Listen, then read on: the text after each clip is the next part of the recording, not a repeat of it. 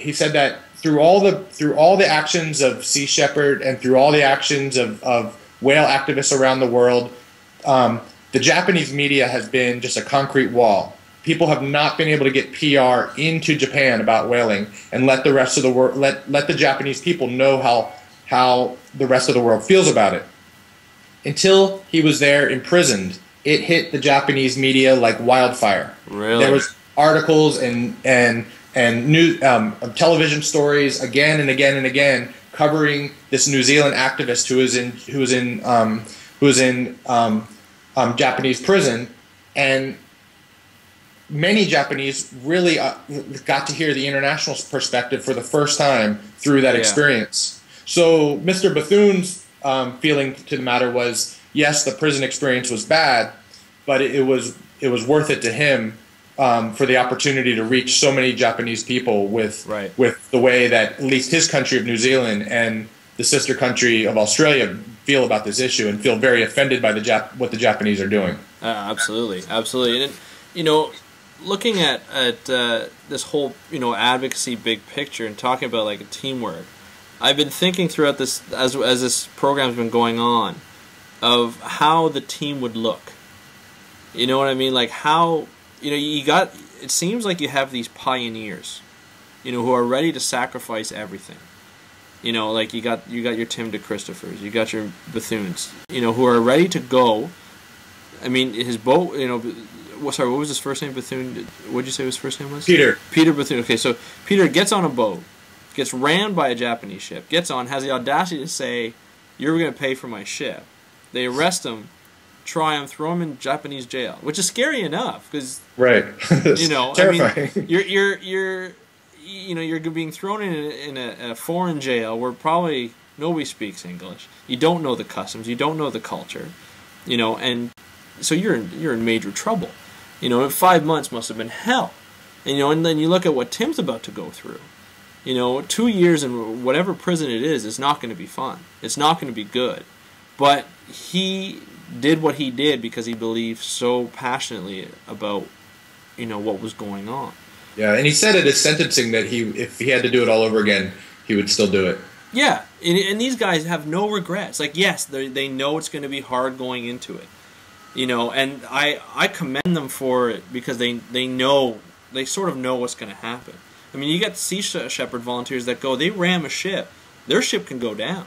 Yeah, and I know they've lost ships, and thank God none of them have been hurt, but you're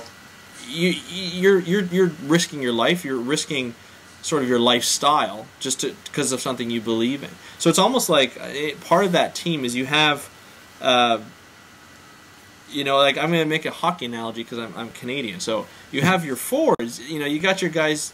These may not be the goal scorers, but they're the guys who go in the corner, and they're what we call the grinders. They go in the corner and they body check somebody. They'll stick them. They'll get stick. Whatever happens, they come out with that puck. And if they're cut, they're bruised, they're hurt, it doesn't matter. They came out with that puck, they did their job. That's how I see these organizations. They're the ones who go in and they're the ones who get hurt or they're the ones whose lives are changed. But they get the job done and they open it up for other people to come in and provide, for Ocean Advocacy, provide people with information on whaling. The media coverage of what other people are thinking. And that's sort of that team dynamic. Yeah, I'll tell you a story about when I was much younger in my career.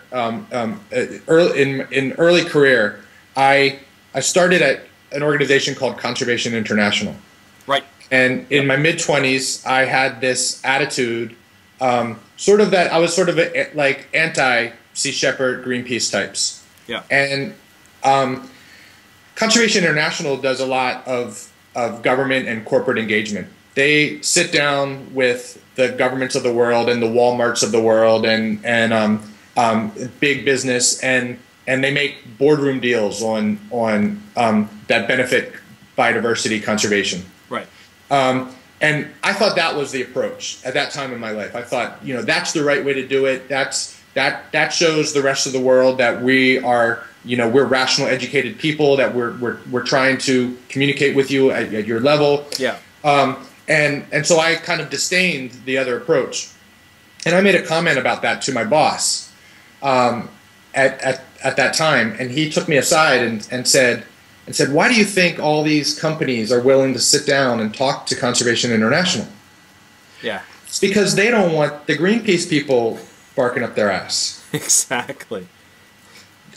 You owe the Greenpeace and the Sea Shepherds of the world your job and everything that you do. Yeah. Because those companies have no incentive to come to us and try to improve their practices if it wasn't for those other organizations raising so much ruckus, bringing this into the public eye, and putting so much pressure on those companies that they have to do something, or they're going to lose their consumer base. Yeah. No, you're right. I mean, it's completely true. I mean, I always thought of it as you need I always thought of it sort of like a political line. You need the lefts and the rights. You need the extremists. Far left, far right. You need the extremists to kind of wave the flags, get people's attentions. And that opens it up for other people to sort of come in and say, look, this is what we're trying to do. And once you get people's attention, then you can hit them with something that's maybe not as aggressive and maybe just the information, maybe a bit of the science, and maybe not the raw science, but a bit of the science that they can understand, and they start to open it up. I mean, look at shark fin soup. Nobody knew about it. Nobody knew about it. And now it's killing millions of sharks per year.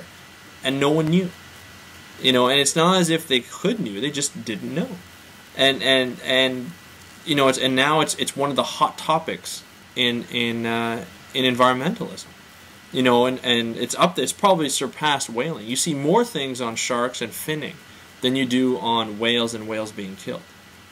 That's how I see it anyway. I see groups coming together, groups being sparked up. It's hit a crisis point. I mean, we can't lose our apex predator out of the ocean. Yeah. And expect the ocean ecosystem to function. Oh, I agree. Well, no, I completely agree. But it's one of those things where you needed that shark water movie where the biologist went in and Sea Shepherd went in and they looked at these huge factories where they were drying stuff on the roofs. There was that, I'm not sure if you ever saw that Gordon Ramsay documentary, where he went I'm familiar around. with, I haven't seen it, but I'm familiar. Yeah, I mean, it was amazing because you saw it from like a chef's point of view, and I mean, and his sort of character and charisma and aggressiveness. I saw him in a completely, I knew of Hell's Kitchen, I've never really watched it. I don't know if I'd admit if I ever did watch it, but I never really watched it, but I knew of it. But you saw him in a completely different light. But he still had that aggressiveness and that pushiness to kind of go up. He went to Taiwan and looked at all these places where they were bringing in, the sharks and stuff, and he went prying through and was a bit of a, bit pushy and got his way and got to see what these things were and got to talk to people. But, that shark water movie was the one that really did it, and the people in that movie put themselves at risk to get those shots and to get that stuff. And what started as just a movie about sharks really turned into something that changed sort of the environmental world and environmentalist world, forever. So these sort of pioneers, these guys, these risk takers, they're sort of like the extreme sport guys for science and for environmentalism. They go and they get everybody's attention, and that brings way for like the WWFs, the Oceanas, and everybody to come in and say, I just want to make a small plug for one of my favorite groups of conservation advocates. The people that you're leaving out of the equation in this analogy is the people between those extremists and the policymakers are the conservation filmmakers and photographers. Yes. The people out there taking those pictures. A single picture of a shark having its fins ripped off and then thrown back overboard, the full carcass, and a ship covered in blood says more than you and I talking for hours could ever say. It's just that one image just tells the entire story. I agree. And those conservation photographers and filmmakers are using their talents. They're not part of the extreme actions most of the time. they're just doing their job as a photographer and cinematographer, but using their extreme talents to the benefit of our planet. I agree, and one thing I noticed during all those, I've seen a few episodes. One is the Gordon Ramsay documentary. Another was a documentary on Discovery. It was Philippe Cousteau. I forget the name of the program. Anyway, he was in Africa, and there was a person finning a shark, baby shark, wasn't very big. But you saw the emotion of Philippe Cousteau as he saw it. He couldn't do anything. He knew he couldn't do anything. He knew he couldn't stop the man. But, he was almost to tears. Same with Gordon Ramsay. Right. This is a guy who's known for his temper and everything, and he was going crazy watching these guys fin this shark. And so you don't see that normally. You wouldn't have seen it if a filmmaker didn't go out and shoot it. So I completely agree with you. Where these films and these filmmakers go out and you see these terrible acts being done. And photographers. And photographers, absolutely, absolutely.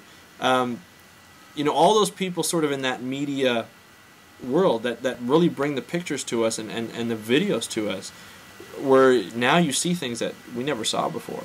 I mean, look at the seal hunt in Canada. We never used to see those films before.